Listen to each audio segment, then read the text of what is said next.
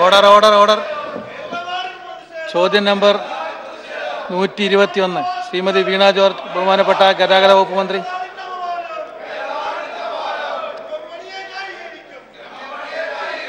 ശ്രീമതി വീണ George, minister. ബഹുമാനപ്പെട്ട ഗതാഗത വകുപ്പ് മന്ത്രി.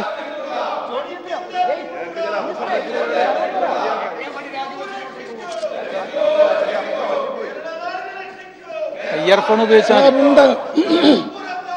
ലോക്സഭ പാസാക്കിയ 2016 കേന്ദ്ര മോട്ടോർ വാഹന ഭേദഗതി ബില്ലിൽ പ്രധാനമായും നിർദ്ദേശിക്കുന്ന മാറ്റങ്ങൾ ഇനി പറയും പ്രകാരമാണ്. നിലവിൽ ഡ്രൈവിംഗ് ലൈസൻസിനായി ഒരു വ്യക്തി അപേക്ഷിക്കേണ്ടത് അയാളുടെ താമസ സ്ഥലത്തെ ഓഫീസിലോ അല്ലെങ്കിൽ ഡ്രൈവിംഗ് പരിശീലനം നേടുന്ന സ്കൂൾ സ്ഥിതി ചെയ്യുന്ന ഓഫീസ് പരിധിയിലോ ആയിരിക്കേണ്ടതാണ്.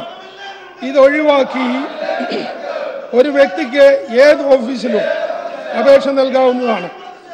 ബാഡ്ജ് ലഭിക്കണമെങ്കിൽ നിലവിൽ 8ാം ക്ലാസ് ജയിച്ചിരിക്കേണ്ടതാണ്. ഈ വിദ്യാഭ്യാസ യോഗ്യത ഒഴിവാക്കി ഡ്രൈവിംഗ് ടെസ്റ്റിൽ 3 പ്രാവശ്യം പരാജയപ്പെട്ട വ്യക്തി അടുത്ത ടെസ്റ്റിന് മുൻപായി റെമഡിയൽ ട്രെയിനിങ് നേടിയിരിക്കേണ്ടതാണ്. കേന്ദ്ര സർക്കാർ ഡ്രൈവിംഗ് പരിശീലന സ്ഥാപനങ്ങൾക്ക് അക്രഡിറ്റേഷൻ നൽകുന്നതാണ്. ഡ്രൈവിംഗ് ലൈസൻസുകളുടെ കാലാവധി ദീർഘിപ്പിച്ചിട്ടുണ്ട്. നിലവിൽ കാലാവധി കഴിഞ്ഞ ലൈസൻസ് 5 വർഷം 5 വർഷം വരെ പുതുക്കാമായിരുന്നത് 1 വർഷമാക്കി ചുരുക്കി. വാഹന രജിസ്ട്രേഷനായി ജോലിസ്ഥലത്തിന് പുറത്ത് ഏതെങ്കിലും ഓഫീസിലും അപേക്ഷ നൽകാൻ കഴിയും. വാഹന ഡീലർക്ക് രജിസ്ട്രേഷൻ നമ്പർ ഇല്ലാതെ വാഹനം കൈമാറാനാവില്ല. പുതിയ വാഹനം രജിസ്ട്രേഷൻ ആവശ്യത്തിനായി ഓഫീസിൽ പരിശോധനയ്ക്ക് ഹാജരാക്കേണ്ടതില്ല. വാഹന നിർമ്മാതാവ് വാഹനങ്ങളുടെ നിർമ്മാണ കുറവുകൾ പരിഹരിക്കാൻ ബാധ്യസ്ഥനാണ്. 1/10/2018 മുതൽ കമ്പ്യൂട്ടറൈസ്ഡ് ടെസ്റ്റിംഗ് സ്റ്റേഷനുകളിൽ മാത്രമായിരിക്കും ഫിറ്റ്നസിനുള്ള വാഹന പരിശോധന. സാർ, ഇത് ഇനി വായിക്കാനാണെങ്കിൽ കുറേ സമയം വേണ്ടി വരും. പക്ഷേ അങ്ങനെ കാര്യം അറിയണം, ഇതിപ്പോഴും നിയമമായിട്ടില്ല. കേന്ദ്ര ഗവൺമെൻറ് അത് ലോക്സഭയിൽ മാത്രമേ പാസ്സാക്കിയിട്ടുള്ളൂ. ഇനി രാജ്യസഭ പാസ്സാക്കി അതിനുശേഷം ഇന്ത്യൻ പ്രസിഡന്റിന്റെ ഒപ്പ് കിട്ടി പിന്നെ ചട്ടങ്ങൾ ഉണ്ടാക്കി അയച്ച് നമ്മളും ചട്ടങ്ങൾ ഉണ്ടാക്കിയാലേ ഇത് നിയമമാവും. അതുകൊണ്ട് ഞാനിത് മേശപ്പുറത്ത് വെക്കുകയാണ്. Okay, thank you. Shrimati Veena George, മേശപ്പുറത്ത് വെച്ചില്ലേ? വേണ്ട, അങ്ങ് മേശപ്പുറത്ത്. ബി, പുതിയതായി ഉൾപ്പെടുത്തിയ വകുപ്പ് 215A നിയമപ്രകാരം കേന്ദ്ര സംസ്ഥാന സർക്കാരുകൾക്ക് അവയുടെ അധികാരം വ്യക്തികൾക്കോ വ്യക്തികളുടെ കൂട്ടങ്ങൾക്കോ ആയി ഡെലിഗേറ്റ് ചെയ്യാവുന്നതും അവർക്ക് അത്തരം അധികാരങ്ങൾ വിനിയോഗിക്കാവുന്നതുമാണ്. 215 നിയമപ്രകാരം ഈ വിഷയത്തിൽ ചട്ടങ്ങൾ നിർമ്മിക്കുവാൻ കേന്ദ്ര സർക്കാരിന് അധികാരമുണ്ട്. ബാക്കി ഞാൻ മേശപ്പുറത്ത് വെക്കുകയാണ്.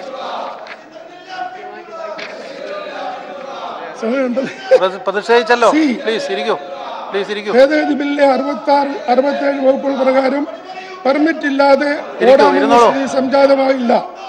എന്നാൽ മൂലനിയമത്തിലെ വകുപ്പ് 66ന്റെ ഭേദഗതിക്കായി വാഹനങ്ങൾക്ക് പെർമിറ്റുകൾക്ക് പുറകെ ലൈസൻസ് എന്നൊരു സംവിധാനം കൂടി ഭേദഗതി ബില്ലിൽ വിശദീകരിക്കുന്നുണ്ട്. വകുപ്പ് 67ന്റെ ഭേദഗതിയിലെ വ്യവസ്ഥകൾ പ്രകാരം ലാസ്റ്റ് മൈൽ ഗതാഗത സംവിധാനം, ഗ്രാമീണ യാത്ര, ട്രാഫിക് ഒഴിവാക്കൽ, നഗരയാത്രാ സംവിധാനം, റോഡ് സുരക്ഷ, ഗതാഗത സൗകര്യങ്ങളുടെ കൃത്യമായ ഉപയോഗം, സാമ്പത്തിക സൗകര്യങ്ങളുടെ വികസനം, യാത്രാ സൗകര്യ വർധനവുകൾ, പ്രകൃതി സംരക്ഷണം, ഇന്ധന ഉപയോഗം, ജീവിത നിലവാരം ഉയർത്തൽ, വിവിധ യാത്രാ നിലവാരം ഉയർത്തൽ, വിവിധ യാത്രാ സൗകര്യങ്ങളുടെ ഒരുമിപ്പിക്കൽ എന്നിവയ്ക്കായി സംസ്ഥാനങ്ങൾക്ക് ചട്ടങ്ങൾ നിർമ്മിക്കാനാവും. സാർ, ബാക്കി ഞാൻ മേശപ്രതിയാണ്. ഡി, കേന്ദ്ര സർക്കാർ തയ്യാറാക്കിയ 2014 റോഡ് സേഫ്റ്റി ബില്ലിൽ സംസ്ഥാന സർക്കാരിനെ ദോഷകരമായി ബാധിച്ചേക്കാവുന്ന വ്യവസ്ഥകൾ സംബന്ധിച്ച സംസ്ഥാന സർക്കാരിന്റെ വിയോജിപ്പ് കേന്ദ്ര ഗവൺമെന്റിനെ അറിയിച്ചിരുന്നു. ഈ സർക്കാർ അധികാരത്തിൽ വന്നതിന് ശേഷം പ്രസ്തുത ബില്ലിലെ വ്യവസ്ഥകൾക്കെതിരെ ശക്തമായ വിയോജിപ്പ് രേഖപ്പെടുത്തി. സംസ്ഥാനങ്ങളുടെ എതിർപ്പിനെ തുടർന്ന് റോഡ് സേഫ്റ്റി ബിൽ കേന്ദ്ര സർക്കാർ പാർലമെന്റിൽ അവതരിപ്പിച്ചിട്ടില്ല.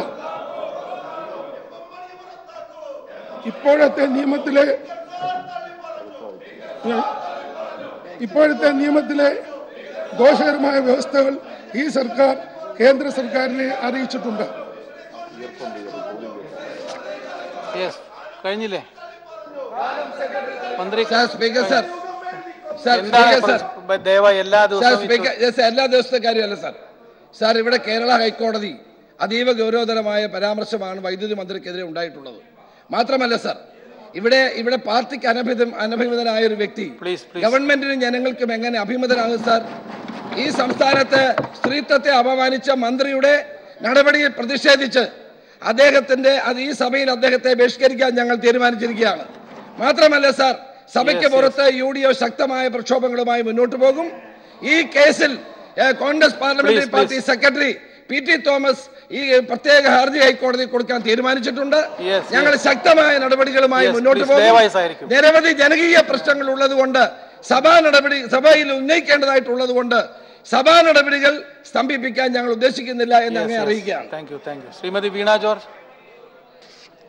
സർ, ഭേദഗതി വരുത്തിയ മോട്ടോർ വാഹന നിയമം പ്രാബല്യത്തിൽ വന്നിട്ടില്ല എങ്കിൽ പോലും ഏതു വിധേനയും ഇത് നിയമമാക്കുവാൻ വേണ്ടിയിട്ടുള്ള ശ്രമത്തിലാണ് കേന്ദ്രം. ട്രാൻസ്പോർട്ട് മേഖലയെ മുഴുവനായി സ്വകാര്യവൽക്കരിക്കണമെന്ന ഒരു ലക്ഷ്യത്തോടെ മുന്നോട്ട് പോവുകയാണ് ബഹുമാനപ്പെട്ട കേന്ദ്രമന്ത്രി. ആഗോള കുത്തകകൾക്കും സ്വകാര്യ മേഖലയ്ക്കും ട്രാൻസ്പോർട്ട് മേഖലയെ അടിയറ വയ്ക്കുകയാണ് സാർ. നിലവിലെ നിയമത്തിൽ തന്നെ ഇപ്പോൾ വാഹനം വാങ്ങിക്കുന്നവർക്ക് കോട്ടയത്ത് ഒരു സംഭവം ഉണ്ടായിട്ടുണ്ട്. പഴയ മോഡൽ വാഹനം പുതിയതാണ് എന്ന് കാണിച്ച് ഒരാൾക്ക് കൊടുത്തു. അപ്പോൾ ആ ഡീലറുടെ ഡ്യൂട്ടി സർട്ടിഫിക്കറ്റ് തന്നെ റദ്ദാക്കിയ ഒരു ട്രേഡ് സർട്ടിഫിക്കറ്റ് റദ്ദാക്കിയ സാഹചര്യമുണ്ട്. സർ, ഈ നിയമം നിലവിൽ വരുമ്പോൾ ഡീലർമാർ രജിസ്ട്രേഷൻ നടത്തുമ്പോൾ വലിയ രീതിയിലുള്ള കബളിപ്പിക്കലുകൾ ഉണ്ടാകാൻ സാധ്യതയുണ്ട്. ഈ ആശങ്കകൾ ഏത് രീതിയിൽ അഡ്രസ് ചെയ്യാനാണ് സംസ്ഥാനം ആലോചിക്കുന്നത്? സർ, ഈ കേന്ദ്ര ഗവൺമെന്റ് ഉണ്ടാക്കുന്ന സകല നിയമങ്ങളും കുത്തകകളെ ലക്ഷ്യം വെച്ചുകൊണ്ടും അവർക്ക് അനുകൂലമായിട്ടാണെന്നും എല്ലാവർക്കും അറിയാം. അതുകൊണ്ട് തീർച്ചയായും നമുക്കിനി അത് ഇന്ത്യൻ പ്രസിഡന്റ് സൈൻ ചെയ്ത് ചട്ടങ്ങളുണ്ടാക്കി വന്നാൽ മാത്രമേ അതിന് നമ്മുടെ പ്രതിഷേധം കേന്ദ്രത്തെ അറിയിക്കാൻ ഒക്കൂ. സർ, പെർമിറ്റ് വേണമെന്ന് പറയുന്നുണ്ടെങ്കിലും ഇത് സംബന്ധിച്ച് വ്യക്തതയില്ല. ഒരു സിംഗിൾ പെർമിറ്റ് എടുക്കുകയാണെങ്കിൽ ഇപ്പോൾ കേരളത്തിൽ എവിടെ വേണമെങ്കിലും ഏത് സമയത്തും ബസ്സിന് ഓടുന്ന സാഹചര്യമുണ്ട്. KSRTCയെ വലിയ രീതിയിൽ ദോഷകരമായി ബാധിക്കുന്ന ഒരു സാഹചര്യം ഇത് നിയമമാവുകയാണ് എങ്കിൽ സംജാതമാകും. ഇതിനെ നമുക്ക് ശക്തമായിട്ട് നേരിടേണ്ടതുണ്ട്. ഇത് സംബന്ധിച്ചിട്ടുള്ള ആലോചനകൾ സർക്കാരിനുണ്ടോ?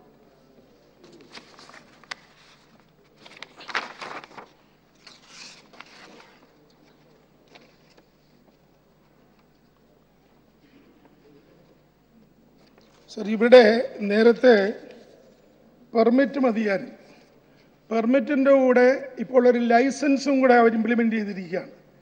അത് തീർച്ചയായും മാഡം പറഞ്ഞതുപോലെ അത് വലിയ പ്രതിസന്ധി സൃഷ്ടിക്കുന്ന കാര്യമാണ്. ഒരേ സമയത്ത് ഒരു ലൈസൻസിൽ 2 വണ്ടികൾ ഓടുന്ന അവസ്ഥയിലേക്ക് കാര്യങ്ങൾ കൊണ്ടെത്തും. അതിൻ്റെ പ്രതിഷേധം നാം കേന്ദ്രത്തെ അറിയിച്ചു കഴിഞ്ഞു. ശ്രീ പ്രദീപ് കുമാർ. സർ, ഈ പുതിയ നിയമത്തിൻ്റെ ഉള്ളടക്കത്തിൽ സംസ്ഥാനങ്ങളുടെ അധികാരം കവരുന്ന അതിൻ്റെ ഉള്ളടക്കത്തോടൊപ്പം തന്നെ കടുത്ത തൊഴിലാളി വിരുദ്ധമായിട്ടുള്ള കാര്യങ്ങളും അതിനകത്തുണ്ട് സർ. ഉദാഹരണത്തിന് ഇവിടെ നമ്മുടെ ചില ഈ ബ്രേക്ക് എടുക്കുക അല്ലെങ്കിൽ അതിൻ്റെ ഫിറ്റ്നസ് സർട്ടിഫിക്കറ്റ് ലഭ്യമാക്കുക, ഇത്തരം കാര്യങ്ങളിലൊക്കെ എന്തെങ്കിലും കാലതാമസം വന്നു കഴിഞ്ഞാൽ പ്രതിദിനം ഒരു ദിവസം വൈകിയാൽ 50 രൂപ ഫൈൻ. അത് പാവപ്പെട്ട മോട്ടോർ തൊഴിലാളികൾക്കൊക്കെ വളരെ പ്രതികൂലമായിട്ട് ബാധിക്കുന്നതാണ് സർ. അതുപോലെ ഇൻഷുറൻസിൻ്റെ പ്രീമിയം വൻതോതിൽ വർദ്ധിപ്പിക്കുന്നു സർ. ഇങ്ങനെയുള്ള ഈ തൊഴിലാളി വിരുദ്ധമായിട്ടുള്ള ഇതിൻ്റെ ഉള്ളടക്കം കേന്ദ്ര ഗവൺമെൻറ് പാസ്സാക്കുന്ന സമയത്ത് സംസ്ഥാനങ്ങൾക്ക് ചില പരിമിതി ഉണ്ടെങ്കിലും സർ, തൊഴിലാളികളുടെ താല്പര്യം സംരക്ഷിക്കാൻ സംസ്ഥാനത്തിൻ്റെ അധികാര പരിധി എന്നുകൊണ്ട് വല്ലതും ചെയ്യാൻ ഈ ഗവൺമെൻറ് ശ്രമിക്കുമോ എന്നാണ് അറിയേണ്ടത്. സർ, ഞാൻ നേരത്തെ പറഞ്ഞതുപോലെ ഇതിൻ്റെ ഒരു ഫൈനൽ ഡ്രാഫ്റ്റ് ഇതുവരെ ആയിട്ടില്ല.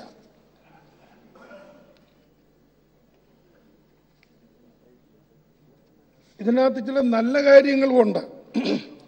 വാഹന രജിസ്ട്രേഷനായി ജോലിസ്ഥലത്തിന് പുറത്ത് ഏത് ഓഫീസിലും അപേക്ഷ നൽകാൻ കഴിയും. വാഹന ഡീലർക്ക് രജിസ്ട്രേഷൻ നമ്പർ ഇല്ലാതെ വാഹനം കൈമാറാനാവില്ല.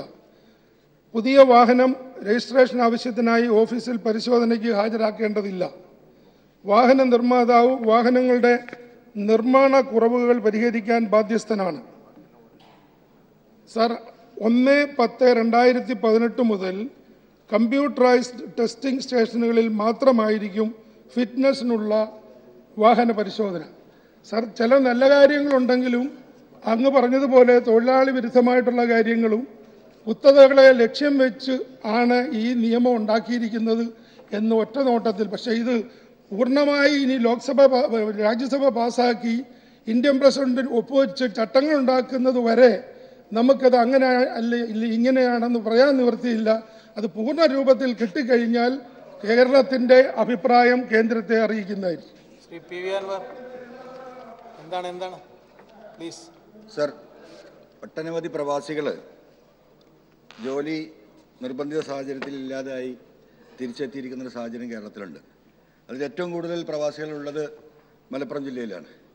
സർ, ഇവരിവിടെ വന്നതിന് ശേഷം ഒരു സ്വയം തൊഴിൽ എന്ന നിലയ്ക്ക് ഒരു ഓട്ടോറിക്ഷ വാങ്ങി അത് ഓടിക്കാൻ ശ്രമം നടത്തിയല്ലേ. ഇപ്പോൾ നിലമ്പൂരിനെ സംബന്ധിച്ച് എനിക്ക് പറയുകയാണെങ്കിൽ ഒരു RTO ഓഫീസിൽ നിന്നും പെർമിറ്റ് കൊടുക്കുന്നില്ല. ഇതറിയാതെ കടം വാങ്ങി വണ്ടി വാങ്ങി വെച്ചവരുണ്ട്. നാട്ടിലാണെങ്കിൽ സാധാരണക്കാർക്ക് ഉപയോഗിക്കാനുള്ള ഒരു വാഹനമാണ് ഓട്ടോറിക്ഷ. ഇതിന് പകരമായിട്ട് അവിടെ കണ്ടമാനം കള്ള ടാക്സികൾ ഓടുന്നുണ്ട്. ഇത്തരത്തിൽ ഓട്ടോറിക്ഷ വാങ്ങിയിരിക്കുന്ന ആളുകൾക്ക് ആ ഓട്ടോറിക്ഷയ്ക്ക് പെർമിറ്റ് കൊടുക്കുവാൻ എന്തെങ്കിലും സർക്കാരിന് ചെയ്യാൻ കഴിയുമോ എന്നാണ് ചോദ്യം. സർ, തീർച്ചയായും അത് സംസ്ഥാനത്തിൻ്റെ അവകാശമാണത്. കേന്ദ്ര ഗവൺമെൻറ്റിൻ്റെ നിയമമായിട്ട് ബന്ധമുണ്ടെന്ന് എനിക്ക് തോന്നുന്നില്ല. പിന്നെ അങ്ങ് പറഞ്ഞ പോലെ പ്രവാസികൾക്ക് വരുന്നൊരു ബുദ്ധിമുട്ട്, നേരത്തെ ഒരു ലൈസൻസ് തീർന്നു കഴിഞ്ഞാൽ 5 വർഷത്തിനകം അത് റിന്യൂ ചെയ്യാമായിരുന്നു. അതിപ്പോൾ 1 വർഷമാക്കി കേന്ദ്ര ഗവൺമെൻറ് കുറച്ചിരിക്കുകയാണ്. അതുകൊണ്ടുണ്ടാകുന്ന ഭവിഷ്യത്തെ ഏറ്റവും കൂടുതൽ ബാധിക്കാൻ പോകുന്നത് പ്രവാസികളെയാണ്. പ്രവാസികൾ എല്ലാ ലൈസൻസ് തീരുന്ന മുറയ്ക്ക് ഓടി വന്ന് പെട്ടെന്ന് ലൈസൻസ് റിന്യൂ ചെയ്യാൻ അവർക്ക് കഴിയില്ല. അവർ വരുമ്പം 2 കൊല്ലമോ 3 കൊല്ലമോ ആയിപ്പോയെങ്കിൽ തീർച്ചയായും ലൈസൻസ് റിന്യൂ ചെയ്യാൻ കഴിയാതെ വരുന്നു. അങ്ങനത്തെ പ്രശ്നമുണ്ട്. തീർച്ചയായിട്ടും ഇത് പരിഗണിക്കാം. കമ്പനികൾക്ക് തന്നെ ഡ്രൈവിംഗ് ലൈസൻസ് കൊടുക്കുന്ന ഡ്രൈവിംഗ് സ്കൂളുകൾ നടത്താൻ പാടുള്ളൂ എന്നൊരു നിയമം വരാൻ പോവുക. ഇത് കേരളത്തിൽ നിലവിലുള്ള ഡ്രൈവിംഗ് സ്കൂളുകളെ വല്ലാതെ ബാധിക്കുകയും അത് അടച്ചുപൂട്ടപ്പെടുകയും അവിടെ പണിയെടുക്കുന്ന തൊഴിലാളികൾക്ക് തൊഴിൽ നഷ്ടപ്പെടുകയും ചെയ്യുന്ന സ്ഥിതിയാണുള്ളത്. അതുകൊണ്ട് തന്നെ ഇതിനെതിരായിട്ടുള്ളൊരു നീക്കം കേന്ദ്ര സർക്കാരിനെ ബോധിപ്പിക്കാൻ സംസ്ഥാന ഗവൺമെൻറ് തയ്യാറാകുമോ? വാഹനം ഉണ്ടാക്കുന്ന കമ്പനികളെന്ന് ഞാൻ ആദ്യം കേൾക്കുകയാണ്. ഞാൻ മനസ്സിലാക്കിയത് കേന്ദ്ര സർക്കാർ അംഗീകരിക്കുന്ന ഡ്രൈവിംഗ് സ്കൂളുകൾക്ക് പഠിപ്പിച്ച് പാസ്സാക്കി ലൈസൻസ് കൊടുക്കാമെന്ന് ശുപാർശ ചെയ്താൽ RTO അത് കൊടുക്കണമെന്നൊരു ഭേദഗതി നിയമം ഇതിനകത്തുണ്ട്. പക്ഷേ വാഹനം ഉൽപ്പാദിപ്പിക്കുന്നവർക്ക് കൊടുക്കാമെന്നുള്ളത് ഞാനിതുവരെ കണ്ടില്ല. തീർച്ചയായും അത് പരിശോധിച്ചിട്ട് അങ്ങേക്ക് രേഖാമൂലം മറുപടി നൽകുന്നു. ശ്രീ തിരുവഞ്ചൂർ രാധാകൃഷ്ണൻ. സാർ, ഇതിലെ പ്രധാനപ്പെട്ട പ്രശ്നം നമ്മൾ ഈ നിയമത്തെ ഇവിടെ കേരളത്തിനുണ്ടാകുന്ന ദോഷവശം മനസ്സിലാക്കി ഒരു യോജിച്ച ഒരു സമീപനം എടുക്കുക എന്നുള്ളതാണ്. സാർ, മന്ത്രിസഭകൾ മാറിയെങ്കിലും മന്ത്രിമാർ മാറിയെന്ന് വരികിലും കേരളത്തിൻ്റെ സ്റ്റാൻഡ് ഒന്ന് തന്നെയാണ് എന്നാണ് അങ്ങയുടെ മറുപടിയിൽ നിന്ന് ഞാൻ മനസ്സിലാക്കുന്നത്. സാർ, ടാക്സ് കളക്ഷൻ്റെ കാര്യത്തിൽ കേന്ദ്ര ഗവൺമെൻറ്റിനാണ് ഈ പണം കൊടുക്കേണ്ടി വരിക. സംസ്ഥാനത്തിൻ്റെ അതിൻ്റെ വിഹിതം അവരുടെ ആളോഹരി രൂപത്തിൽ ഇങ്ങോട്ട് വരത്തേ ഉള്ളൂ. സാർ, ഇപ്പം പറയുന്ന പോലെ ഈ നിയമം പാസ്സായി കഴിഞ്ഞാൽ കേരളത്തിലെ മുഴുവൻ ഡ്രൈവിംഗ് സ്കൂളുകൾ നിർത്തേണ്ടി വരും. സാർ, ഇവിടെ അതോടൊപ്പം തന്നെ ഡ്രൈവിംഗ് ലൈസൻസ് കൊടുക്കുന്നതിൻ്റെ സിസ്റ്റം തന്നെ മാറുക. സാർ, ഒരു വളരെ സീരിയസ് സാർ, ഞാനിതിന് 8 ചർച്ചയിൽ പോയ ആളാണ്. 8 ചർച്ച കേന്ദ്ര ഗവൺമെന്റ് നിതിൻ ഗഡ്കരി വിളിച്ചിട്ടുള്ള 8 ചർച്ചകളിൽ പോയിട്ട് സാർ, ഒരു മിനിറ്റ് സാർ, അപ്പോൾ വളരെ സീരിയസ് ആയിട്ടുള്ള ഇഷ്യൂ ആണ് സാർ. ഞാൻ മനസ്സിലാക്കിയിട്ടുള്ളിടത്തോളം BJP ഭരിക്കുന്ന സംസ്ഥാനങ്ങൾ പോലും കേന്ദ്ര ഗവൺമെന്റ് എടുത്ത ഈ നിയമത്തോട് യോജിക്കുന്നില്ല. കാരണം ആ സംസ്ഥാനത്തിന്റെ വരുമാനം കുറയും. സാർ, ഇത് കേരളം ഒരു ഇനീഷ്യേറ്റീവ് എടുക്കണം. കേരളം ഇനീഷ്യേറ്റീവ് എടുത്ത് ഇപ്പോൾ പാർലമെന്റിൽ പാസ്സാക്കിയിട്ടുള്ള ഈ ബില്ല് ഇനി രാജ്യസഭയിൽ റെസിസ്റ്റ് ചെയ്യുന്നതിനുള്ള ഒരു പരിശ്രമത്തിൽ കേരളം ലീഡർഷിപ്പ് എടുക്കുമോ? കേരളത്തിലെ ഇപ്പോഴത്തെ ഒരു അസന്നിഗ്ധാവസ്ഥ ഒഴിവാക്കുന്നതിന് വേണ്ടി നേതൃത്വം കൊടുക്കുമെന്ന് അദ്ദേഹം പറഞ്ഞല്ലോ നേരത്തെ. അല്ല, തീർച്ചയായും അങ്ങയുടെ അഭിപ്രായത്തോട് ഞാൻ പൂർണ്ണമായി യോജിക്കുന്നു. ഇത് ഈ ആവശ്യമില്ലാത്ത ഭേദഗതികൾ രാജ്യസഭയിൽ പാസ്സാകാതിരിക്കാൻ എനിക്ക് തോന്നുന്നത് കുറേ മാസങ്ങളും കൂടെ കഴിഞ്ഞാൽ അവർക്ക് നമ്പർ കൂടും. ഇപ്പോൾ അങ്ങ് പറഞ്ഞതുപോലെ UPLA എല്ലാം കൂടി ഇങ്ങോട്ട് വന്നു കഴിഞ്ഞാൽ പിന്നെ അവരുടെ അപ്പം നമുക്ക് ഇപ്പം തന്നെ അതിനു വേണ്ടി കൂട്ടായ ഒരു യജ്ഞം, അതിന് ഞങ്ങളല്ല മുൻകൈ എടുക്കേണ്ടത്, നിങ്ങളാണ് മുൻകൈ എടുക്കേണ്ടത്, കോൺഗ്രസ്സാണ് മുൻകൈ എടുക്കേണ്ടത്. തീർച്ചയായും എൻ്റെ പാർട്ടിയുടെ നേതാവ് ഉൾപ്പെടെ ഉള്ള ആളുകളെ വിവരം അറിയിച്ച് എന്ത് ചെയ്യാൻ കഴിയുമെന്നുള്ളത് പരിശോധിക്കാം. ചിറ്റയം ഗോപകുമാർ സാർ, ഈ കേന്ദ്ര ഗവൺമെൻറ് പാസ്സാക്കിയ നിയമം ശരിക്കും പറഞ്ഞാൽ സംസ്ഥാനത്തിന് വളരെയേറെ ദോഷം ചെയ്യുന്നതാണ്. ഒട്ടേറെ കാര്യങ്ങളുണ്ട് സാർ. ഇവിടെ എനിക്ക് മുമ്പ് സംസാരിച്ച ബഹുമാന്യ ശ്രീ തിരുവഞ്ചൂർ സൂചിപ്പിച്ച പോലെ തന്നെ നിരവധി തൊഴിലാളി ദ്രോഹ സമീപനങ്ങൾ അതിനകത്തുണ്ട്. ഏറ്റവും പ്രശ്നം സംസ്ഥാനത്തിന്റെ അധികാരത്തെ തന്നെ ചോദ്യം ചെയ്യുന്നതാണ്. സംസ്ഥാനത്തിന്റെ വരുമാനങ്ങൾ കേന്ദ്രത്തിനായി മാറും സാർ. അതിൽ വണ്ടികളുടെ ഫിറ്റ്നസ് കൊടുക്കുന്നതിന് ഇപ്പോൾ അതിൽ തീരുമാനിച്ചിരിക്കുന്ന അതാത് കമ്പനികളെയാണ് ചുമതലപ്പെടുത്തിയിരിക്കുന്നത്. അത് സ്വാഭാവികമായിട്ടും ചെറുകിട മോട്ടോർ തൊഴിലാളികളെയും വർക്ക്ഷോപ്പുകളെയും ഒക്കെ ബാധിക്കും. നിരവധി തൊഴിലാളികളുടെ ജീവൽ പ്രശ്നങ്ങളെ ബാധിക്കുന്ന ഈ നിയമം പാസ്സാക്കാതിരിക്കാൻ വേണ്ടി കേരളത്തിന് ദോഷം വരുന്ന ഇത്തരം കാര്യങ്ങൾ അനുവദിക്കാതിരിക്കാൻ വേണ്ടിയുള്ള ശക്തമായ നടപടി സ്വീകരിക്കുന്നു. അത് തന്നെയാണ് ഞാൻ തിരുവഞ്ചൂർ രാധാകൃഷ്ണൻ മറുപടി കൊടുത്തത്. ഇത് രാജ്യസഭയിൽ പാസ്സാകാതിരിക്കാൻ അല്ലെങ്കിൽ നമുക്ക് ചില നിയമങ്ങളിൽ ആവശ്യമില്ലാത്ത കാര്യങ്ങൾ മാറ്റം വരുത്താനെങ്കിലും കൂട്ടായി യത്നിക്കാൻ പ്രതിപക്ഷം തീർച്ചയായും അതിന് മുൻകൈ എടുക്കുന്നതാണ്. ശ്രീ ഷാഫി പറമ്പിൽ.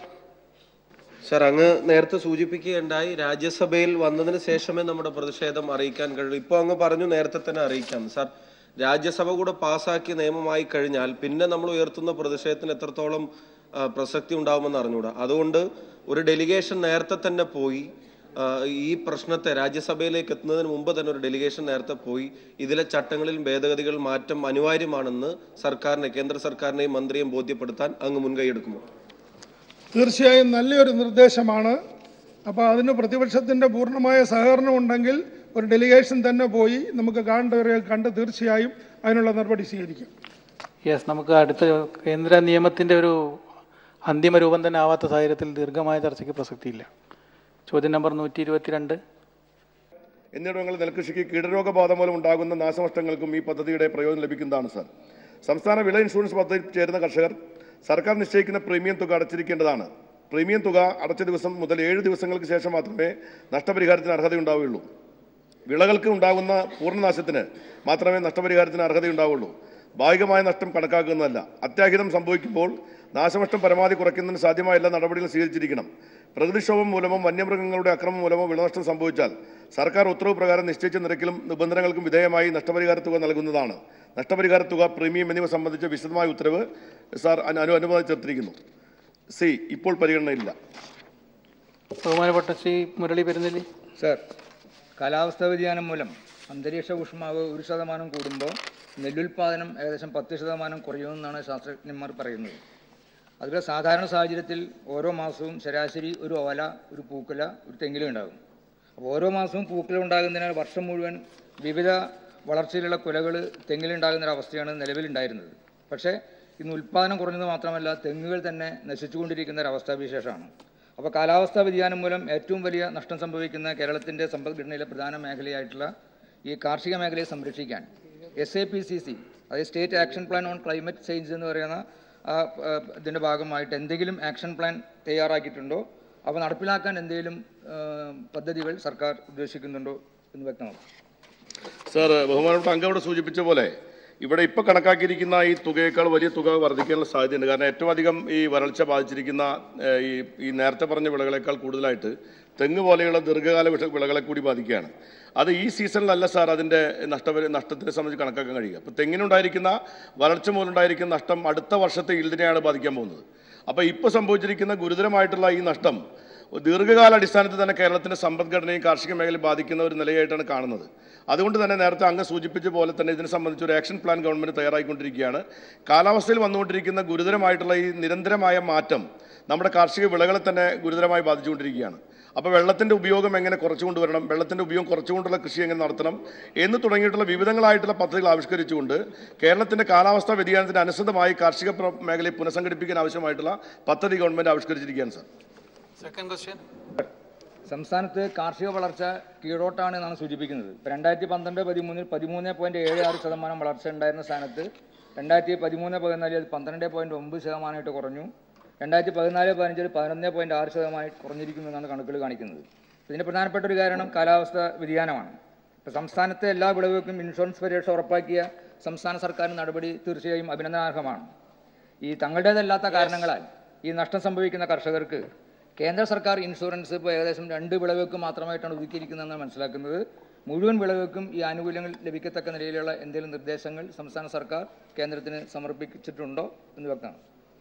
ഇവിടെ 3-4 തരത്തിലുള്ള ഇൻഷുറൻസുകൾ നമുക്ക് ലഭ്യമാണ്. ഈ സംസ്ഥാന ഗവൺമെന്റിന്റെ ഇൻഷുറൻസ് എന്ന് പറഞ്ഞാൽ 25 തരം വിളകൾക്ക് പൂർണ്ണമായിട്ടും അത് നഷ്ടപരിഹാരം കിട്ടുന്നതാണ് സാർ. അത് വളരെ ലളിതമായിട്ടുള്ള രീതിയിലാണ് തന്നെ നഷ്ടപരിഹാര തുക കൊടുക്കുന്നതും അതുപോലെ തന്നെ പ്രീമിയം ചേർക്കുന്നതും. ഇപ്പോൾ വളരെ ചെറിയ നെല്ലിനാണെങ്കിൽ പ്രീമിയം തുക 100 രൂപ മാത്രമാണ്. ആ 100 രൂപ കൊടുത്തു കഴിഞ്ഞാൽ 35,000 രൂപ വരെ ഒരു ഹെക്ടറിന് നഷ്ടപരിഹാരം ലഭിക്കുന്നതാണ് ഈ സംസ്ഥാന വിള ഇൻഷുറൻസിന്റെ പ്രത്യേകത. പക്ഷേ അതേസമയത്ത് സാർ ഈ പ്രധാനമന്ത്രിയുടെ കൃഷി സിഞ്ചാരി PMSKV എന്ന് പറയുന്ന ഇൻഷുറൻസ് പദ്ധതി അത് വിളകളെ അടിസ്ഥാനപ്പെടുത്തിക്കൊണ്ടുള്ളതാണ്. അത് ആലപ്പുഴ, കോട്ടയം, പത്തനംതിട്ട ജില്ലകളിൽ മാത്രമാണുള്ളത്. അത് നെല്ല്, വാഴ, മരച്ചീനി തുടങ്ങിയിട്ടുള്ള വിളകൾക്ക് മാത്രമാണ് അത് വരുന്നത്. രണ്ടാമത് വരുന്ന കാലാവസ്ഥ അധിഷ്ഠിതമായിട്ട് ഇൻഷുറൻസ് ആണ്. അത് എല്ലാ ജില്ലകളിലും അത് വരുന്നുണ്ടെങ്കിലും പാഡി അത് ഓരോ ജില്ലയ്ക്കും വ്യത്യസ്തമായ ക്രോപ്പുകളാണ് ഗവൺമെന്റ് നോട്ടിഫൈ ചെയ്തിരിക്കുന്നത്. അത് പ്രകാരമുള്ള നഷ്ടപരിഹാരമാണ് അവർക്ക് ലഭിക്കുക. പക്ഷേ സാർ ഇതിനകത്ത് നമ്മുടെ കേരളത്തിൽ ഈ കേന്ദ്രാവിഷ്കൃത ഇൻഷുറൻസ് പദ്ധതിയിൽ ചേരുന്ന ആളുടെ എണ്ണം വളരെ കുറവാണ്. ആദ്യം പറഞ്ഞ ഈ ഈൽഡ് ബേസ്ഡ് ആയിട്ടുള്ള ഇൻഷുറൻസ് പദ്ധതി ചേരുന്ന ആളുകൾ ബാങ്ക് ലോൺ എടുത്തവർക്ക് മാത്രമായിട്ട് പരിമിതപ്പെടുത്തിയിരിക്കുകയാണ്.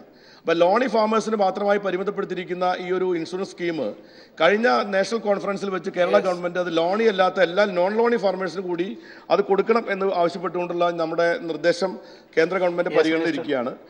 അതുപോലെ തന്നെ മറ്റ് ഈൽഡുകൾക്കാണെങ്കിൽ എല്ലാ ഈൽഡുകൾക്കും ലോണി അല്ലാത്ത ആളുകൾക്കും കൂടി അത് ലഭ്യമാകുന്നതാണ് സാർ.